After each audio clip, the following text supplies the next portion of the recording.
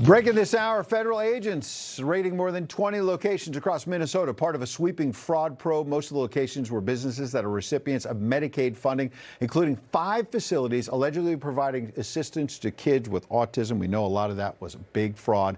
The Quality Learning Center, which was exposed by investigative journalist Nick Shirley, among the businesses raided. Let's bring in someone who's been on top of this for a long time. He's a Republican congressman from the great state of Ohio, Jim Jordan, also chair of the powerful House Judiciary Committee. Mr. Chairman, welcome back. Good to be with you, Ed. You know, following this raid, the governor in Minnesota, Tim Walz, tried to take credit and said, you know, it's because of our hard work, this is being exposed. And the FBI chief, Kash Patel, said, not so fast. Leave the driving to the Trump team. Are we finally getting accountability?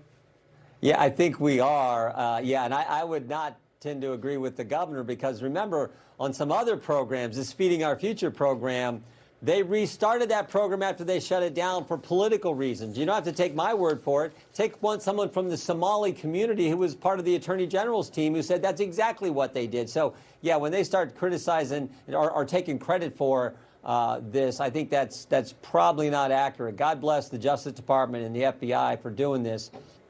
This looks like all these programs, from what I've gathered thus far, look like just plain old-fashioned fraud. The Feeding Our Future program, where they were supposed to give meals to kids, had 2 problems. There were no meals and there were no kids. They were just pocketing the money. There was all sham numbers. My guess is the same kind of thing was happening with these autism centers.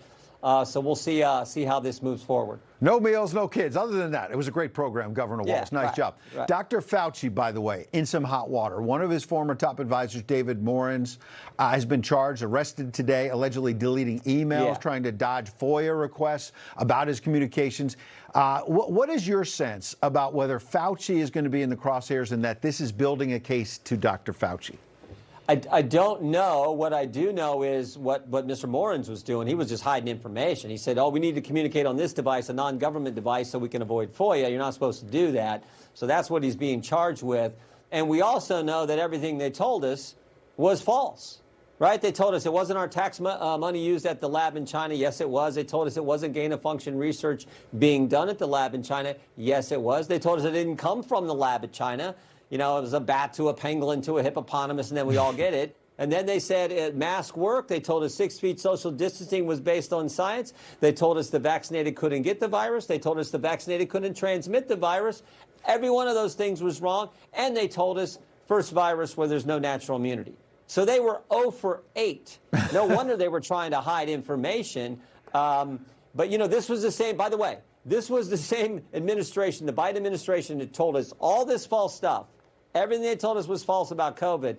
They were the ones, Ed, who were trying to set up the Disinformation Governance Board, that, as if they had a corner on the truth. You got to be kidding me. So thank goodness we stopped that. Speaking of someone sanctimonious, thinking he had a corner on the truth, was James Comey, the former FBI chief.